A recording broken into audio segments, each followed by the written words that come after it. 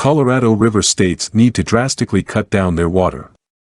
During a U.S. Senate hearing on Western drought earlier this week, the commissioner for the Bureau of Reclamation told the states in the Colorado River Basin that they have 60 days to create an emergency plan to stop using between 2 and 4 million acre-feet of water in the next year, or the agency will use its emergency authority to make the cuts itself.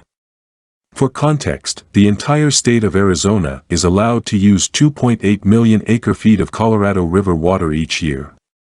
The challenges we are seeing today are unlike anything we have seen in our history, Commissioner Camille Touton said at the hearing. She said hotter temperatures driven by climate change have led to less water reaching Lake Powell and Lake Mead, the two largest reservoirs in the U.S., which have both recently hit their lowest levels on record. The Colorado River system supplies water and hydropower to millions of people in the West and is the lifeblood of the 7 states and 30 native tribes in the river's basin. The river system has reached critically low levels amid decades of drought and warming temperatures, which dries out soil that then saps the moisture from snowmelt that would otherwise flow into rivers and reservoirs. Touton said the 7 states must stay at the table until the job is done. The federal direction comes just a month after the Bureau announced it would hold back water in Lake Powell on the Utah-Arizona border. It's the first time the agency has used its emergency power to delay a release of water from Lake Powell that normally goes to Arizona, California, and Nevada. Instead, the federal agency plans to keep more than 480,000 acre-feet of water in the reservoir to prop up supplies to protect hydropower production.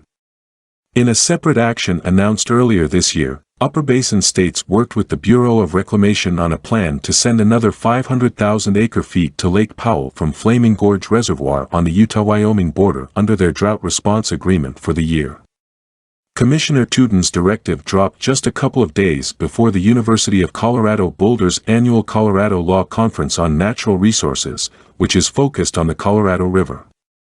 That elephant is filling this whole room, John Fleck, a water policy professor at the University of New Mexico, said at the start of his talk at the conference. Fleck, who has also written multiple books on the Colorado River, watched Touton's testimony in his Alamosa hotel room en route to the conference. "I kind of blanched," Fleck said. 2 to 4 million acre-feet is a stunning amount of water, he said. Fleck said the directive, combined with the threat of federal action if the states don't act, creates an extraordinary challenge for water managers and users in the Colorado River Basin, a group he noted included many of the people at the CU Boulder conference. To explain the federal agency's reasoning for calling for such massive cuts, Bureau hydrologic engineer James Prairie presented to attendees an updated forecast of expected flows into Lakes Powell and Mead over the next few years.